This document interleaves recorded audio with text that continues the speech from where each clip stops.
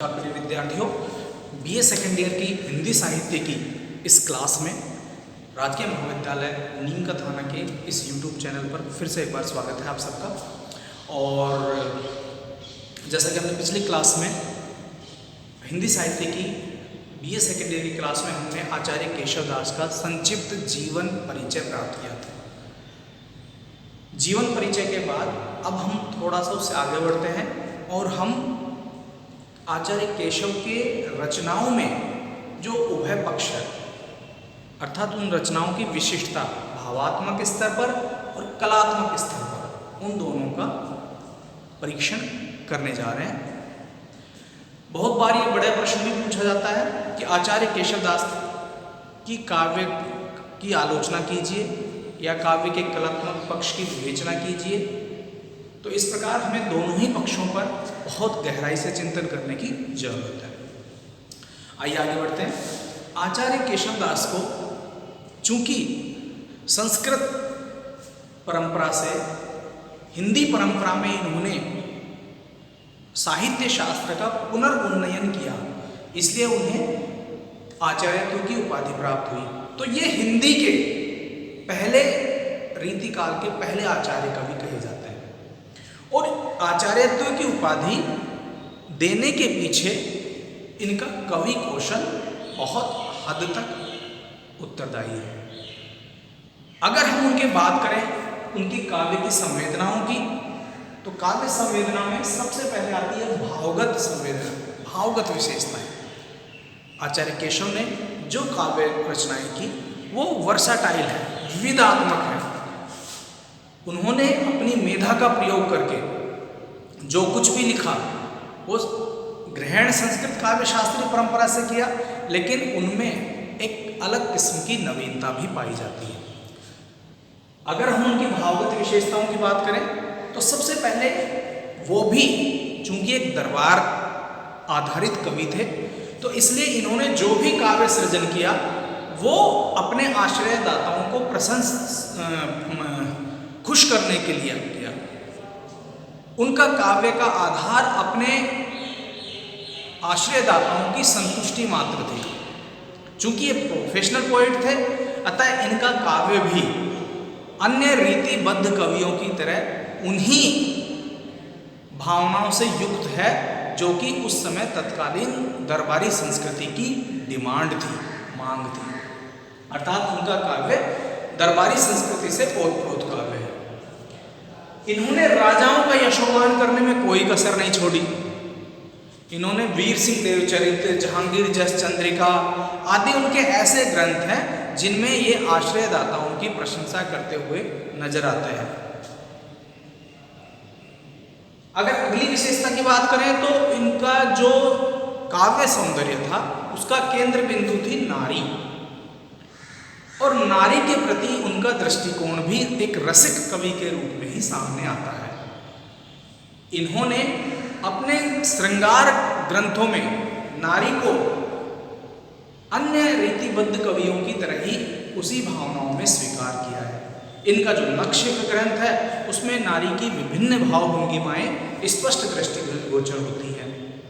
अतः इनका जो नारी सौंदर्य का वर्णन था वो भी अपनी तरह का क्लासिक था, अर्थात उसमें श्रृंगार के सभी पक्षों का चित्रण बहुत अच्छे ढंग से किया गया है।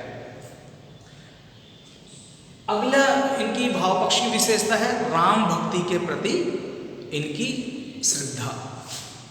ये राम के प्रति समर्पित भाव रखते थे और यह बात पता चलती है इनके द्वारा रचित रामचंद्रिका नामक ग्रंथ से। हालांकि रामचंद्रिका में वह भाव नहीं आ पाया जो तुलसी के द्वारा रामचरितमानस में दिखाई देता है, लेकिन चूंकि तुलसी के बाद अगर हम राम से संबंधित कोई रचना ढूंढने निकलते हैं तो रामचंद्रिका ही उसमें प्रमुख रूप से शामिल की जाती है, जहां पर हम एक राम भक्त कवि के भी दर्शन पाते हैं। इसके बाद इनकी काव्यगत विशेषताओं में प्रकृति का वर्णन भी प्रमुखता से पाया जाता है। इन्होंने स्थान स्थान पर, चाहे वो रामचंद्रिका ग्रंथ हो चाहे और ग्रंथ हो, इन्होंने प्रकृति को एक काव्य बिंब के रूप में हमारे सामने रखने की कोशिश की है। तो ये सब इनकी भावगत विशेषताएं थी। अगर हम बात करें इनकी कलात्मक विशेषताओं की, तो भावगत सौंदर्य की अपेक्षा जो अधिक मुखर होकर आया है, अधिक विशिष्टता के साथ आया है, वो है कलागत या काव्य सौंदर्य या शिल्पगत विशेषताएं।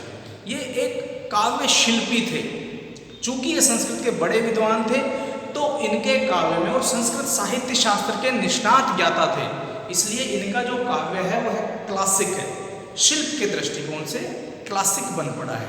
अगर हम उनकी भाषा की बात करें तो इन्होंने संस्कृत से इतर, यानी अपना मुख्य भाषा संस्कृत को छोड़कर तत्कालीन समय की मांग को देखते हुए साहित्य का सरलीकरण करने के लिए इन्होंने संस्कृत के स्थान पर ब्रज भाषा में काव्य रचना प्रारंभ की। लेकिन ब्रज में काव्य रचते हुए भी ये संस्कृत का मोह छोड़ नहीं पाए पूरी तरह से। अतः इनका जब भाषा की बात करेंगे तो इनकी जो भाषा है वो कई जगह बहुत सरल और सपाट दिखती है, तो कई जगह बहुत ही क्लिष्ट और गूढ़ संस्कृत के शब्दों से बुनी हुई नजर आती है। तो इनका जो भाषा था वो है ब्रज भाषा ही, लेकिन उसमें तत्सम शब्दों की भरमार है। अतः अपने इस भाषाई गूढ़ता की वजह से, भाषाई क्लिष्टता की वजह से ही आचार्य केशव को रामचंद्र शुक्ल ने कठिन काव्य प्रेत की उपमा भी प्रदान की गई है। तो इनकी भाषा ब्रज भाषा होते हुए भी संस्कृत निष्ठ ब्रज भाषा कहलाई जाएगी। ये काव्य की शैली जो है वो बहुत ही प्रौढ़ है। इनका काव्य एक सामान्य कवि का काव्य नहीं है, इनका काव्य बहुत प्रांजल, उत्कृष्ट और प्रौढ़ कवि का काव्य नजर आता है, जिसमें भाषाई गंभीरता तो है ही, भावों की गंभीरता भी परिलक्षित होती है।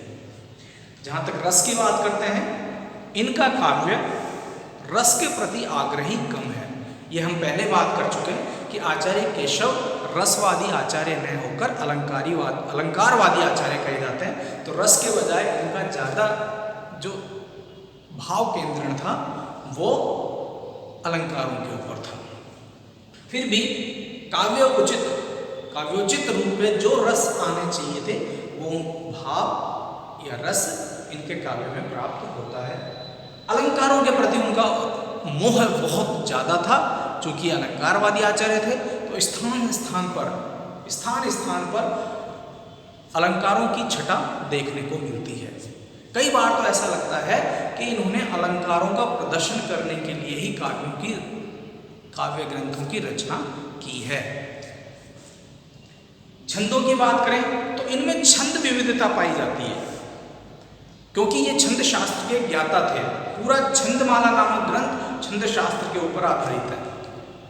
इनके छंदों की विविधता को देखते हुए आलोचकों ने रामचंद्रिका को छंदों का अजायब घर या शब्दों का अजायब घर भी कह डाला है।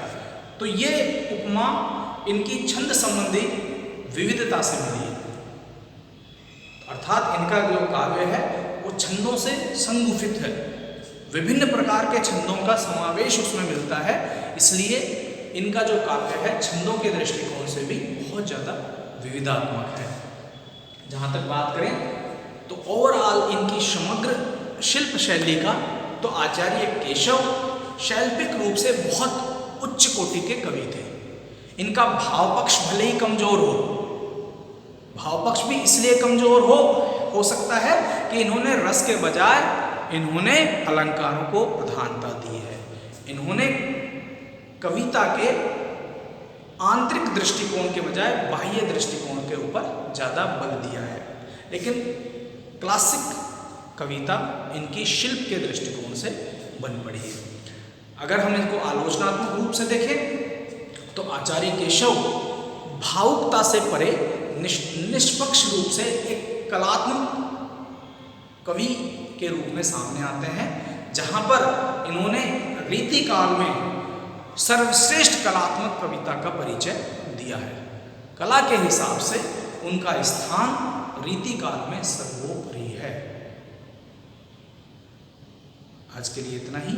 अगली क्लास में हम इससे आगे बात करेंगे।